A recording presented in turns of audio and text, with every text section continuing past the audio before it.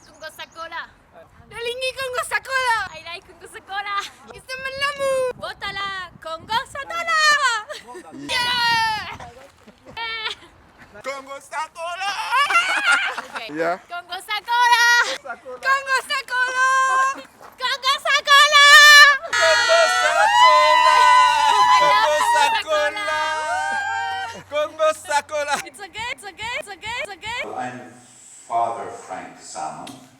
I'm a Jesuit priest, and I am now working in a parish near here in Rathgar. But at one time I was very involved with Jean-Pierre in refugee work here in Dublin. And so we're coming here this evening. I'm delighted to meet many familiar faces, and also then my role is to introduce our speakers. And the purpose of the launch, I think, is two things. One is to celebrate the birth of a new baby, and then the second thing is to sell copies of the book. So copies of the book are over here, and they're selling at the special rate this evening of €20. Is that about right? So just to say, first of all, well, the book we have in our hands is in the French language. And I have just learned today that the Congo, or DR, Congo, Democratic Republic of the Congo, is the biggest region in the world that is French-speaking. Would that be right, Jean-Pierre?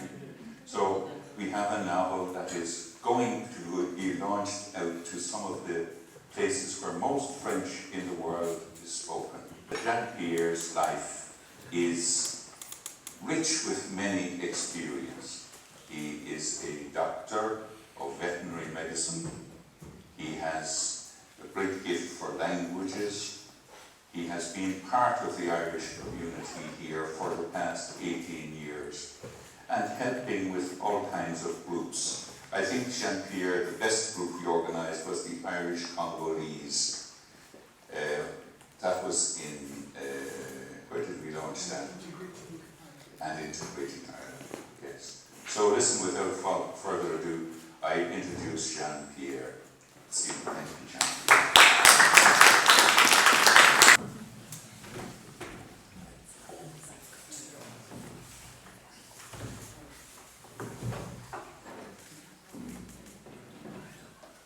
Thank you, Frank. Thank you for your kind words.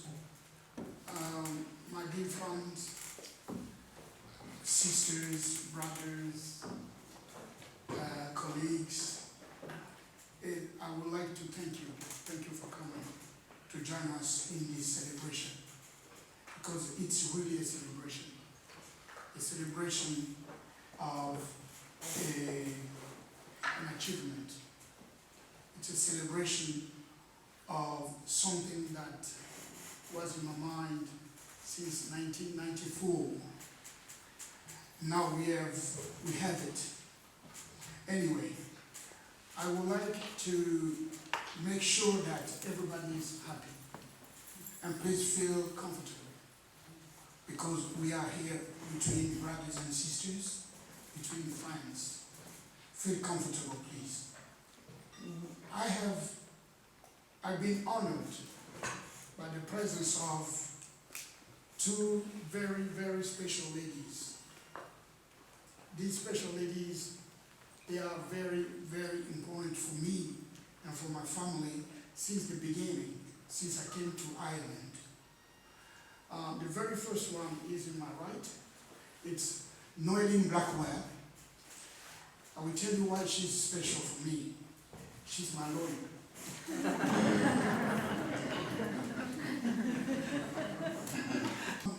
On my left is Costello, the half of Joe Costello. Costello was, I met Costello through her husband, but she has been very, very special to me because of the friendship between our families. And it's really an honor to have her here. She's the one who will be launching the book. But I think the introduction is my job. My job is just to say thank you for coming since the beginning. And Frank will be proceeding on all this. Thank you, Frank. Things that we're celebrating this evening. And just to tell you why we came here to this particular room, it's called the Erupe Room at Miltown Park. Miltown Park is the whole complex, but the Jesuit community has been here in Miltown Park for about 150 years. And this particular room was dedicated in recent years when it was renovated, the building, to a man who was very important in the Jesuit community, Father Pedro Erupe. After Vatican II, he was the Superior General for about 18 years. And he had been a missionary in Japan. You can see how he's in a prayerful, contemplative stance there. So we're gathering in this Erupe room this evening. It's to launch this wonderful novel, and I'm delighted to introduce our speaker, Emer Costello. Emer has been a public representative for many years, along with her husband Joe. Emer tells me that she knows very well parts of the north inner city, and also originally comes from very near Dundalk, where my sister comes from Blackrock, outside Dundalk. Emer has taken a great interest in European politics, in development aid, and in many other important issues at European level, as well as in the local city politics here in Dublin. And Emer, you have been serving us as Lord Mayor at one time. So it's a great honour for me to introduce Emer Costello this evening. Thank you. Thanks very much, Father Frank, and good afternoon, everybody. It's a real honour to be here, and I have to say I was really honoured and touched when Jean-Pierre asked me would I not just attend the launch, but to actually speak at the launch of his book as well. And the book, I have to say, is just to say a little bit about the book first before I talk about Jean-Pierre. But I think it's a fabulous book, and I'm glad to see that it's flying off the shelves here, and I think that everybody will enjoy it. It's a really good read. And as somebody who has French, but it still always needs to be improved, I find that what's wonderful about it is that it's beautifully written, it's in beautiful French.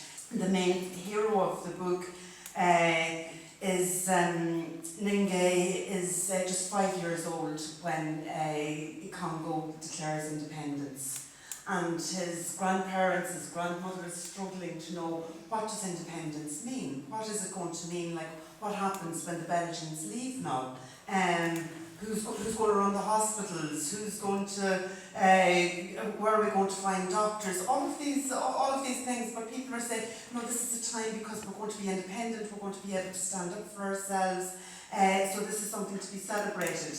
But at the same time, I think as we maybe celebrate in Ireland the centenary of our independence, and we think about what did our independence mean for the people in Ireland 100 years ago, and where has it taken us? I think that this novel kind of dovetails in between Ninge's story as the young child and the infant state that kind of grew up. So I think it's quite an interesting way to approach it, and as I say, it's beautifully written.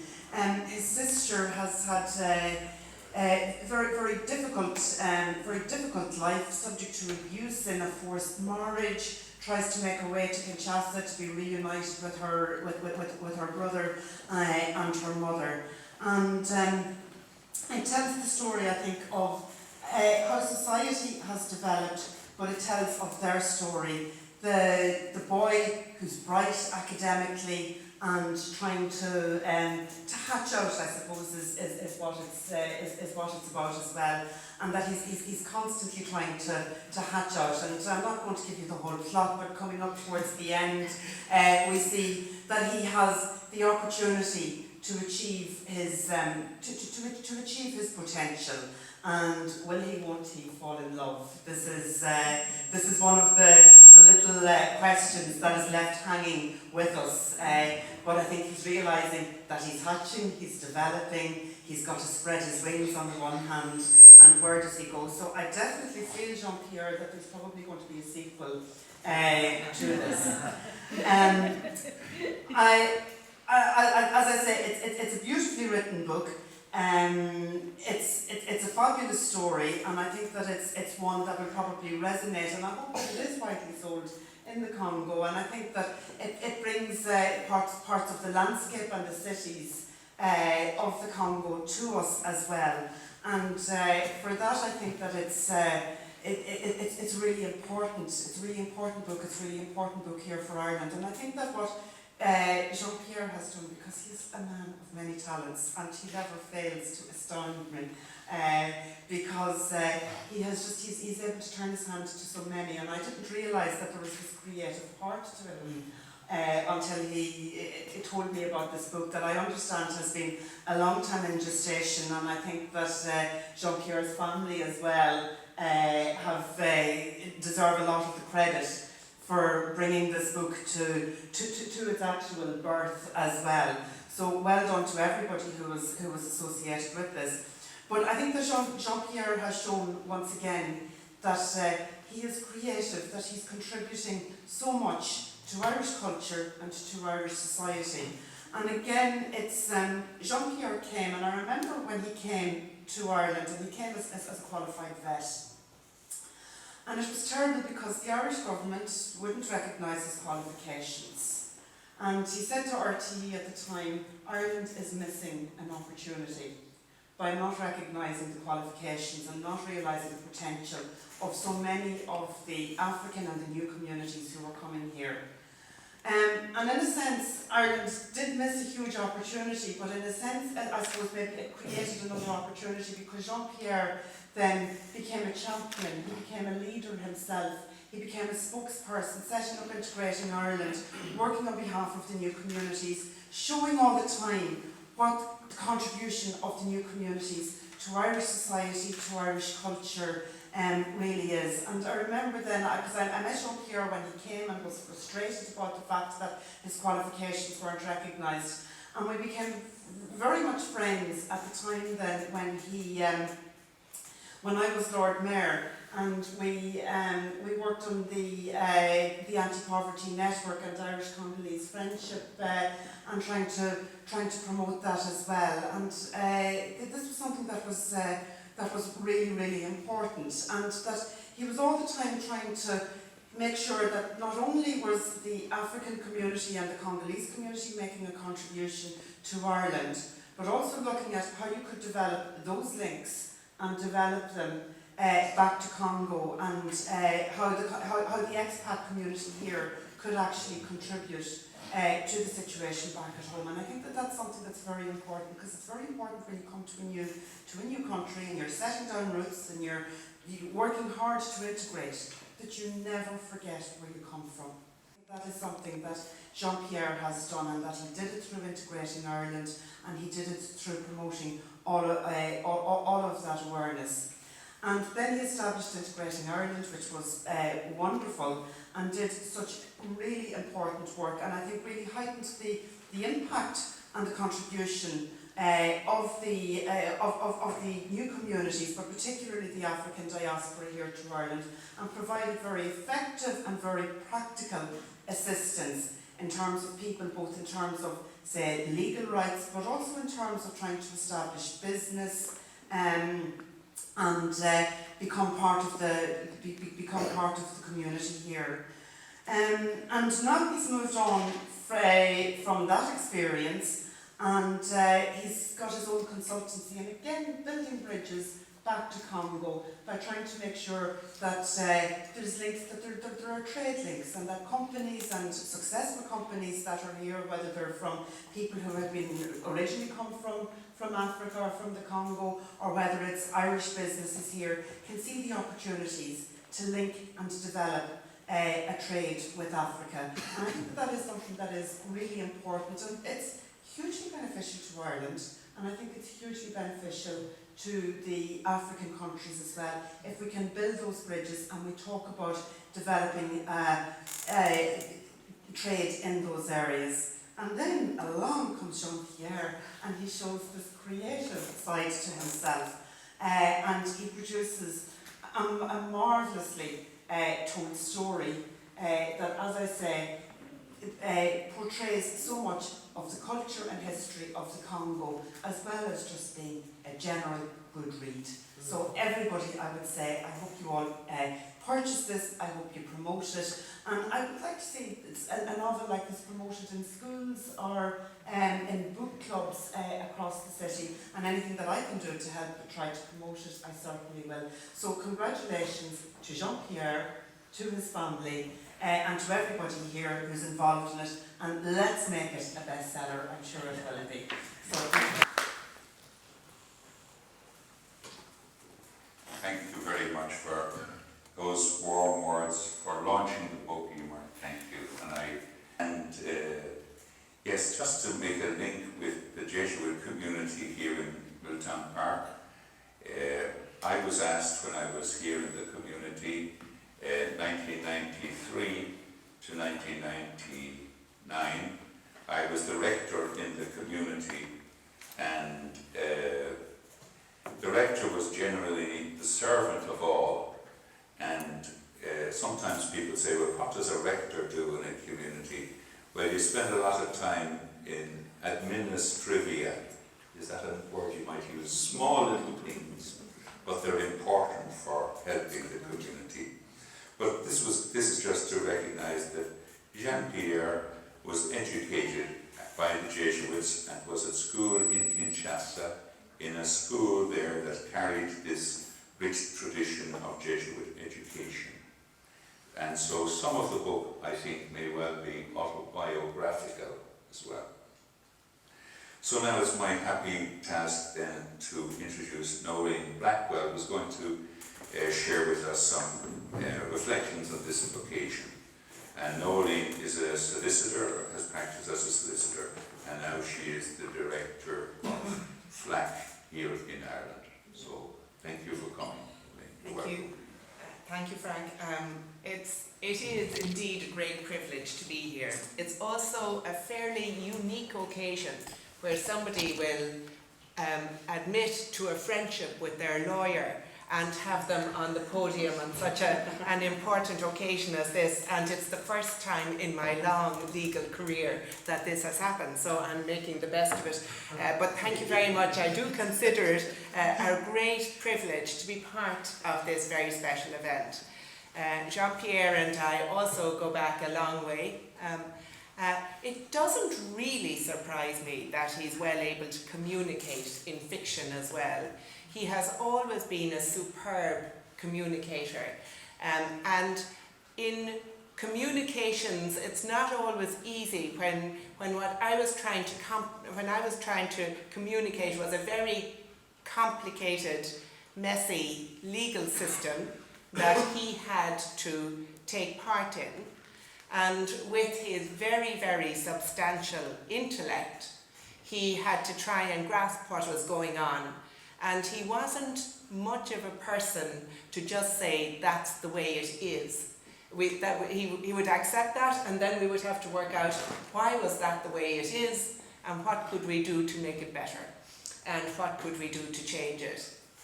And I think it was that as well that has, over all the years, to my knowledge, been one of the reasons for the Integrating Ireland, for the bridge building that Emer was talking about. It doesn't have to be illogical. It could be better. We could do this a different way if we went about it. So all of that has been, I just think, a constant theme based on a very brilliant intellect that came here, and what he brought was a kind of a way of making us question ourselves as well, for which I certainly thank you, Jean-Pierre.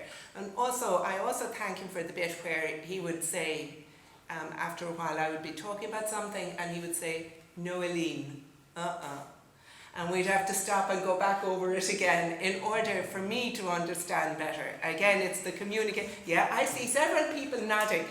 You must have the same experience with other people here.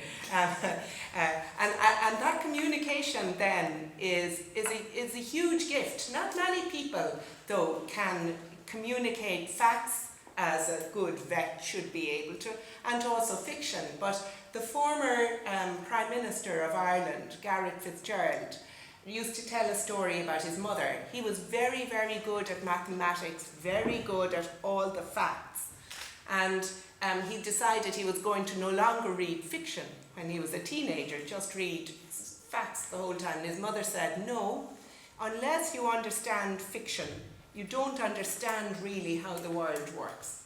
And so I think, in a sense, to be able to write something through a story is a very important gift, which again, like Emer, I didn't know you had, Jean-Pierre, but I'm delighted that you have it.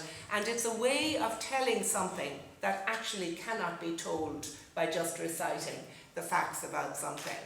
So that communication gift is one of the things that is very strong in this man.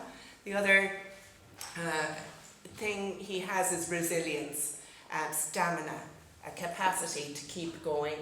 And again, it's something I admire hugely in you, your capacity to continue with endeavours even when things went wrong. I am also very aware that in the acknowledgements, as well as thanking his Lord as a man of great faith, he also makes his tribute to his family, to Marie-Germaine, and to all of his family who have, I know, been so much a support and also a partner, I think, in the way of dealing with good times and bad, adversity, things that weren't happening when they should, and things that did. So that strength of stamina and resilience also strikes me is needed for an author to get it right in the end.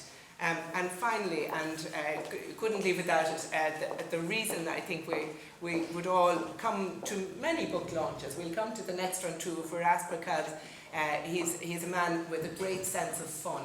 So even in the most difficult situations, and we've been in some tense enough situations, and I'm sure you've been in many more yourself, it's that capacity to find something interesting, funny, and it's normally about people. So it's a way of connecting with people, and you do that very well. He said I had no script to talk to. I could say whatever came into my mind. So that's what comes into my mind today, to describe somebody who is quite extraordinary and who has now contributed even more with the launch of this book, and I wish you well with it. And I'm delighted to see Marie-Germaine and other friends here as well from early days of working in the area of refugees. It is good to hear that finally something may be happening to improve the conditions of people who are here and are not properly respected when they come and try and deal with our immigration system. So it's good to hear that there is some movement forward yet again today. Another organisation, the UN Committee on Economic, Social and Cultural Rights, has highlighted the horrors that are direct provision. And so, so there's something happening on that front. But anyway, it's the time of the book, not the time of the political rant that I could go on as well. But I am grateful to you for everything you've brought to me and to my knowledge of how to adjust to a system, but how not to give in to things that you think are unfair, because you never have yourself. And well done, Jean-Pierre. Yeah. Just outside here, Byron has prepared some lovely food, and it's a time for us really to have these minutes of celebration. Just one or two thoughts I had myself was that actually producing a book is a huge undertaking. I suppose Germaine and family will appreciate that. But just to tell you that in my own life, I had a great privilege here in 1997 At the other end of the building, which is called the Theatre at Miltown Park, my father launched a book he had written about his life in the Irish civil service, and it was a memoir about his work over 45 years in the Land Commission, Patrick J. Salmon. So if ever you want to read a good account of Irish social history, that's a book I can recommend. And another book I've had a great privilege to be present at a launch is my youngest brother, Paddy. Paddy is, I have 3 younger brothers, and Paddy is the brother who is best gifted in languages. And about 15 years ago, he brought out a beautiful book which he calls Green Speak. And it's a way of explaining how do we speak the English language in Ireland. So we have evolved our own special way of speaking the English language in Ireland.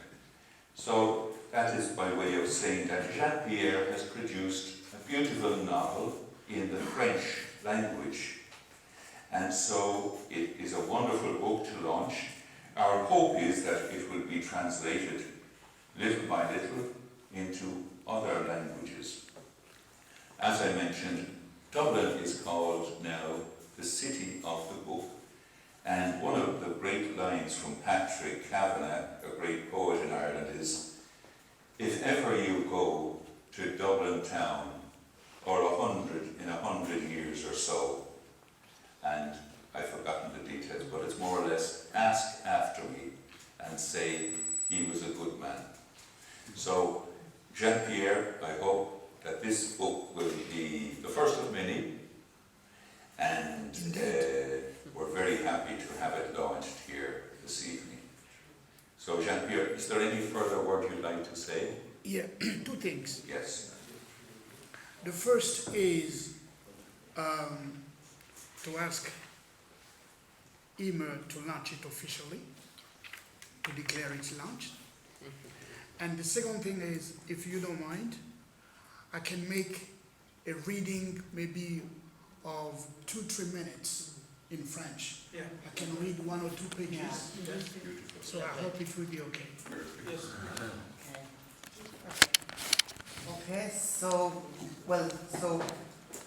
it is my great honour to formally declare Enfin, éclos d'un vase clos formally launched. C'est le lancement.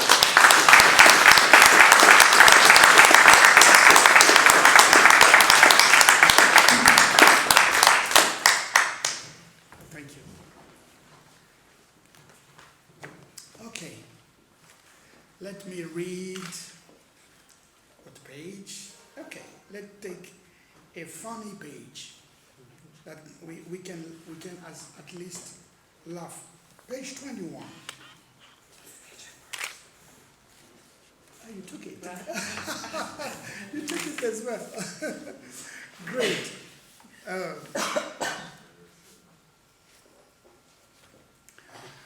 Alors, je lis, to be in French. Nous sommes indépendants maintenant, Nikombe. Cela signifie que les Flamands n'ont plus le droit de nous fouetter. Nous sommes maîtres de nous-mêmes et de notre destin. Les Flamands et les Wallons doivent rentrer chez eux et nous laisser tranquilles. Nous laisser tranquilles? Nous laisser tranquilles? Répète Nikombe, excédé. Est-ce que nous ne sommes pas tranquilles? Il y a une catégorie que les Flamands ne laissent pas tranquilles. Les paresseux, les fainéants. Est-ce que je mens, Lenga? C'est le genre de question que Lenga déteste. Surtout lorsqu'elle vient de son imposante épouse. Quand elle en pose une de cette façon-là, c'est qu'elle est elle bout à l'intérieur. Il a donc intérêt à se taire et se faire le plus petit possible. Lenga redoute toujours les accès de colère de sa femme. Il arrive parfois qu'elle le batte et s'assoit sur lui pour le punir. Ce sont les moments dont il n'aime pas se souvenir. Un mastodonte comme Nikombe s'asseoir sur un homme aussi frêle que lui, c'est une menace de mort explicite, une tentative d'assassinat à son encontre. Non, répond-il, les Flamands n'aiment pas les paresseux, les fainéants comme tu dis, mais laissons venir les choses. Néanmoins, Nikombe a encore des choses à dire. Si les Flamands s'en vont aujourd'hui, dit-elle, qui va tenir les hôpitaux? Il n'y a pas de médecin noir. Qui va construire les ponts et les bateaux? Et puis, la bonne sœur Marguerite va nous quitter. Qui va nous donner des médicaments? Réponds, les gars, réponds. Qui va nous fournir des bonnes semences de maïs, de manioc et d'arachide? Voilà. C'est un moment difficile au village de Bouya, où elle vit comme Ebissa, c'est-à-dire seconde épouse, auprès du mari d'une femme parente qui ne peut pas faire des enfants. Elle est chez Nilengombe, demi-sœur de son père, qui sont à leur 16e année de vie commune sous un même toit. Ce qui signifie qu'Anda va jouer le rôle de seconde épouse pour secourir, entre guillemets, sa tante. Ainsi, le foyer va devenir fécond. Contrainte d'accepter, la jeune fille subit la coutume et la tradition et devient ainsi une épouse du vieux Balélé, un homme d'allure insignifiante, plutôt vieux, à la démarche déguenillée d'un chasseur paresseux. À le regarder de près, on peut vraiment se demander si, naturellement, il est capable de faire des avances à une femme. Il a l'air tellement effacé, presque taciturne. Il ne doit pas être facile de savoir ce qui trottine dans sa tête. Évidemment, cette situation n'enchante pas Anda, qui malheureusement n'a pas beaucoup de choix. D'ailleurs, elle attend famille. Elle subit une grossesse depuis 3 mois, soit 1 an après son arrivée chez sa tante, ou plutôt chez Balélé. Cette grossesse la trouble et la jette dans un véritable désespoir. Aussi mijote-t-elle un plan pour s'enfuir et suivre sa mère et son frère. Elle sait que Ningaye vit maintenant avec leur maman à Kinshasa. Voilà.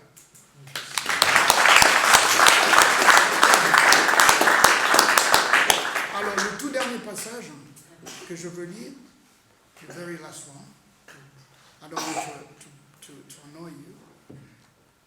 This is the very last chapter, page 201.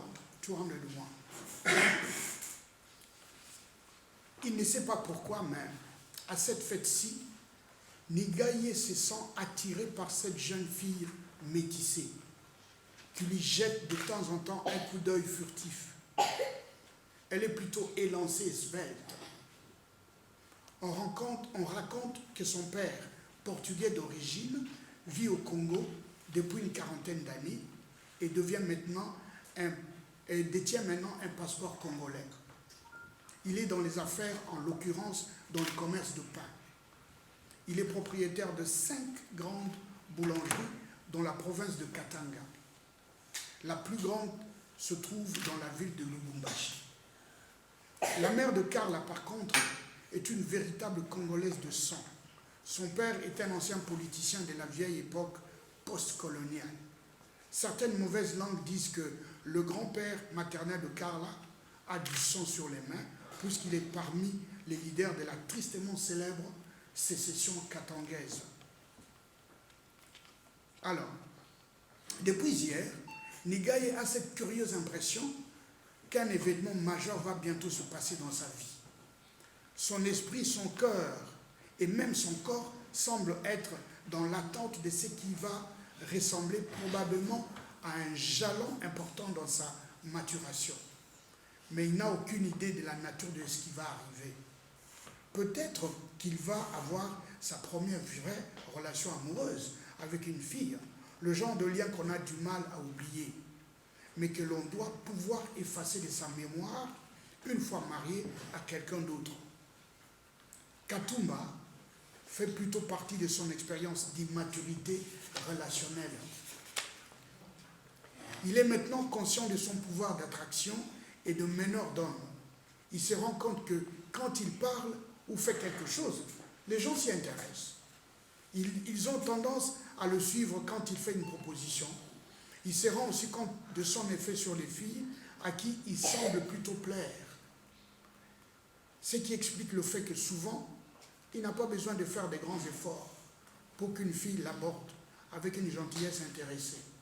En fait, maintes fois, les filles viennent lui conter fleurette, etc., etc.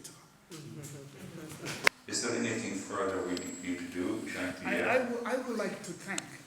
Yes. I would like to thank, first of all, the sponsors, those who have sponsored this event. Among them, we have the French Embassy. The French Embassy has been very, very strong in this, to organize this event.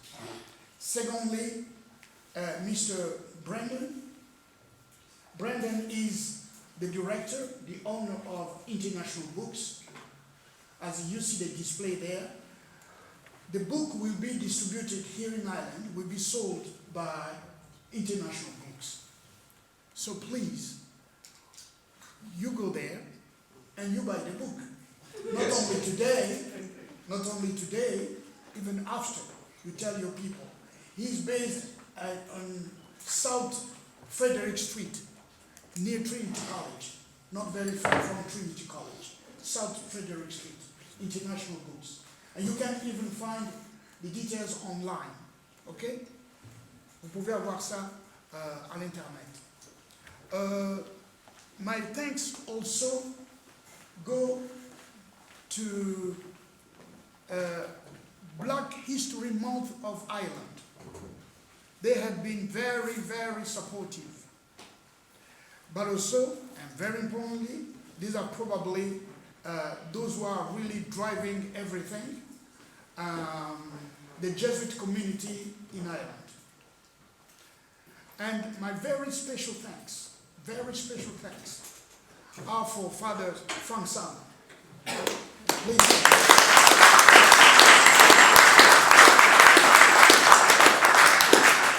I have to be honest to you. Without Frank Salmon, nothing would happen.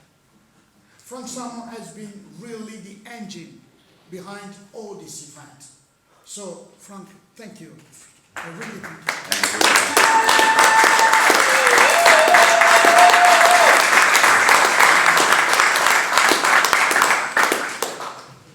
you. Another very important word I would like to say is about our children, our young brothers.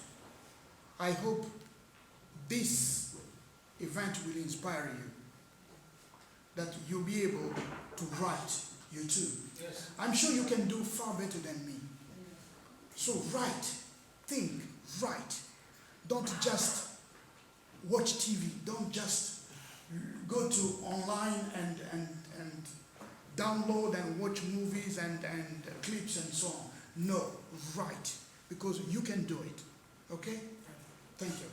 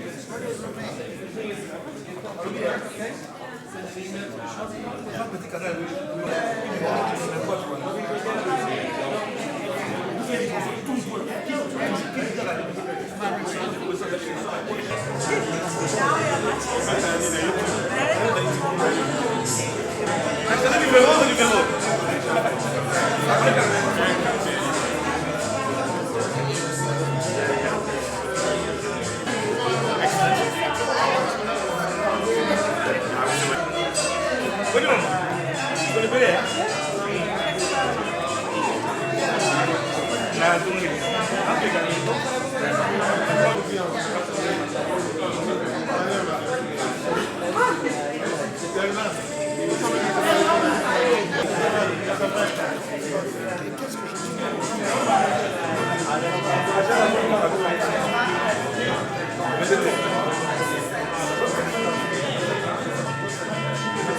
Bagaimana buat pasangan bendam? Rasa foto.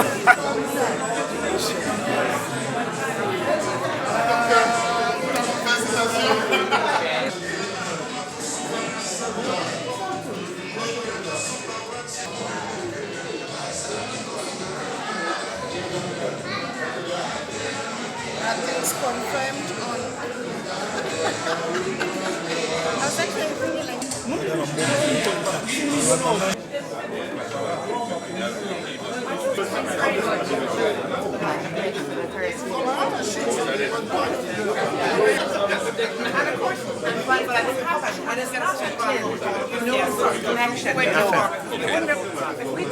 Yeah, that's fine.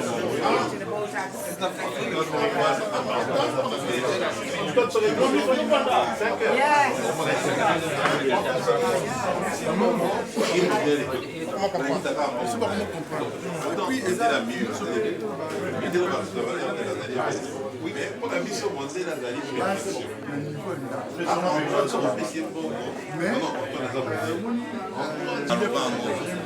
Inconsciemment, donc il a complexement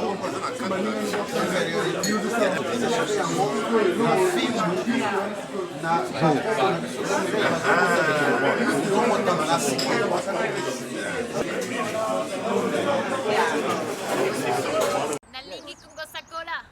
Nalingi Congo Sakola. I like Congo Sakola. It's the malamu. Botala Congo Sakola. Yeah. Congo Sakola. Okay. Yeah. Congo Sakola. Congo Sakola. Congo Sakola. Congo Sakola. I love Congo Congo Sakola. Congo Sakola. It's okay. It's okay. It's okay. Nalingi Congo Sakola. Nalingi Congo Sakola. I like Congo Sakola. It's the malamu. Botala Congo Sakola. Yeah. Congo Sakola. Okay. Yeah. Congo Sakola. Congo Sakola. Congo Sakola. Congo Sakola. I love Congo Congo Sakola. Congo Sakola. It's okay. It's okay. It's okay. Nalingi Congo Sakola. Nalingi Congo Sakola. I like Congo Sakola. It's the malamu. Botala Congo Sakola. Yeah. Congo Sakola. Okay. Yeah. Congo Sakola. Congo Sakola. Congo Sakola. Congo Sakola. I love Congo Congo Sakola. Congo Sakola. It's okay. It's okay. It's okay. It's okay. Nalingi Congo Sakola. Nalingi Congo Sakola. I like Congo Sakola. It's the malamu. Botala Congo Sakola. Yeah. Congo Sakola. Okay. Yeah. Congo Sakola. Congo Sakola. Congo Sakola. Congo